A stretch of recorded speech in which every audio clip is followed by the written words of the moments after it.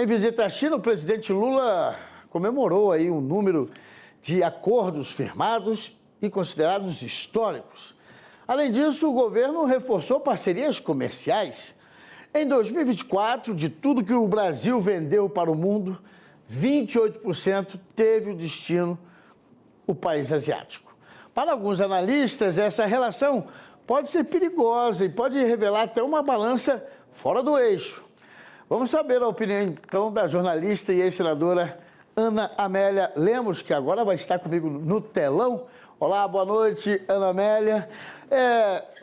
Seja muito bem-vinda. Boa noite, Salema. Aí, Ana Amélia, realmente tem gente que está achando que, por exemplo, ainda mais no agro, ficar apenas focado num país não é legal. Regiões aqui, se o país asiático para de comprar, muitas regiões aqui acabam tendo demissões de propriedades rurais, porque tem só o foco a China. É por aí que é analisado essa temática global, né? Salema, existe uma máxima que se conhece porque é muito popular. Não se deve colocar todos os ovos no cesto só.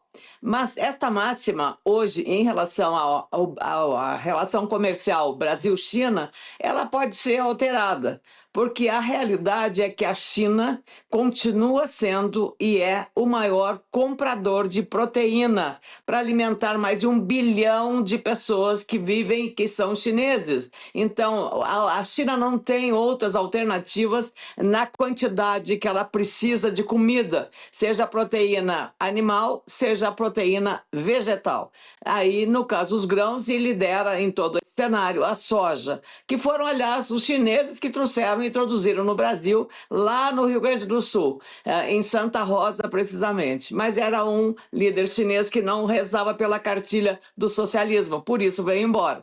Mas, história à parte disso, meu caro Salema, essa situação tem que ser vista sempre com um olhar na realidade global. Como é que o mundo está se comportando? A entrada do tarifaço do Donald Trump acabou perturbando todo o cenário global do comércio.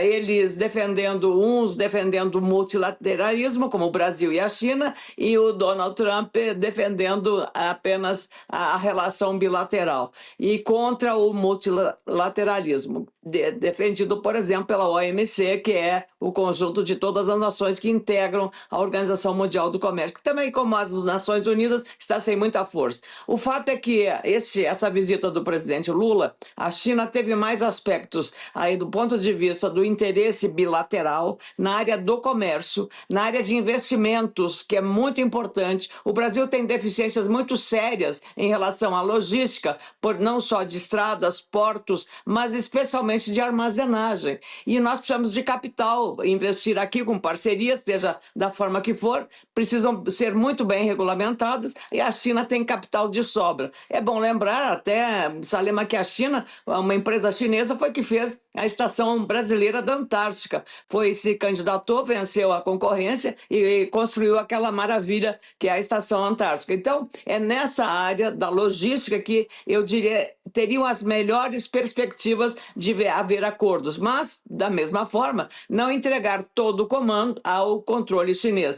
Essa é digamos, a engenharia que o governo brasileiro precisa aprender nos negócios. A China hoje está investindo também na África para produzir também soja, para exatamente não colocar todos os ovos no cesto só, não depender muito só do Brasil, mas ter também outras alternativas. Agora, quando você olha a balança comercial, que você acabou de dizer, que quase 30% de tudo que nós exportamos na área do agro é para a China, aí você tem que respeitar o tamanho. E claro, os chineses eles vão precisar sempre, cada vez mais, de comida, de alimentação, e o Brasil é o grande fornecedor, porque já tem uma história de relacionamento bilateral. Lembrando também que os chineses, há umas décadas atrás, eu lembro muito bem, ela criou, inventou que a soja que tinha chegado lá, no porto, tinha uma contaminação de algum químico que não era aceitável porque era químico colocado na semente. Resultado, os preços da soja caíram violentamente naquela safra, naquela ocasião, e foi um grande prejuízo à produção brasileira. Depois desse episódio, nunca mais aconteceu uma coisa semelhante. Então, por isso que a cautela e caldo de galinha não fazem mal a ninguém, não é, Salema? Mas é bom, digamos, contar e dispor do recurso, porque o Brasil está muito deficiente na sua logística. Esse é o nosso maior gargalo, a nossa maior deficiência. E também reduzir o déficit público que nós temos, porque ele é, enfim, o principal culpado de termos taxas de juros tão elevadas atualmente. Pois é, Anamélia. Inclusive, a gente há pouco ouvia o vice-presidente Geraldo Alckmin reforçando a necessidade de colocar logo em prática a Ferrogrão para justamente ajudar nesses escoamentos aí na nossa produção pujante, ainda mais prevendo uma super safra para a atual temporada. Agora, Anamélia, pode continuar. Eu ia dizer que nesse ponto do ferrogrão, que é fundamental para melhorar a logística, tornar mais racional, mais sustentável, porque com o ferrogrão você não tem emissão de efeito estufa com combustível fóssil, está usando a ferrovia para fazer um transporte fundamental hoje. Não só nisso, mas todas as cargas. Tem empresas, companhias grandes que estão trabalhando usando combustível biodegradável ou combustível biocombustível, o que dá uma melhora na qualidade e na sustentabilidade, evitando o chamado aquecimento global. Porque a questão climática para o Brasil é crucial, tendo uma produção e um protagonismo tão importante na produção agrícola, não é, Salema? Isso mesmo. Anamélia, só mais uma questão. O governo comemorou muito os novos mercados, né? Entre eles, miúdos de frango, também a questão do amendoim, farelo de amendoim, todos lá para a China. Inclusive, teria uma contrapartida do investimento deles no nosso combustível sustentável para aviação. Quer dizer, o governo tenta fazer isso, né? Eu te mando tantos mercados e você favorece a gente com tecnologia. Essa balança há de ficar equilibrada? Eu acho que o Brasil tem uma enorme oportunidade na área do agro e em outros setores. Tem que ter cautela em relação a produtos de consumo, como calçados, como é o caso de confecções e outros. Então é preciso dosar muito bem. E claro que a China sempre vai dizer, bom, eu compro tanto e quero vender tanto. Então é aquele toma lá da cá. De qualquer maneira, digamos, o Brasil está em boas condições e é preciso não errar politicamente nem diplomaticamente, como aconteceu no caso, no episódio envolvendo a primeira-dama e o Xi Jinping, o líder chinês, todo poderoso, sobre a questão de talvez uma autoridade chinesa vir aqui no Brasil ter influência sobre a legislação em relação às redes sociais, às plataformas virtuais, sociais, para evitar aí uma questão, porque o TikTok é o principal, hoje, a principal plataforma virtual que está sendo usada no mundo e que está em encrencas com os Estados Unidos, que os americanos querem ter o controle do capital do TikTok,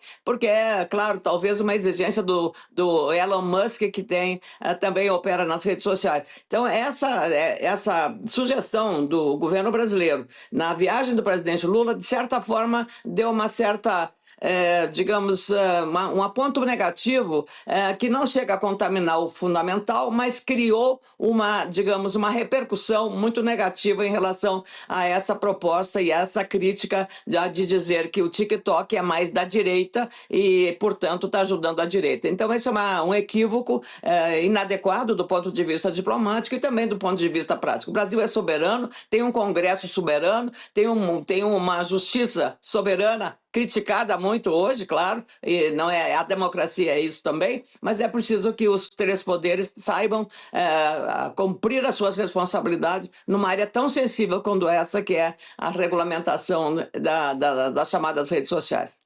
Essa questão aí de uma fala fora do momento, né?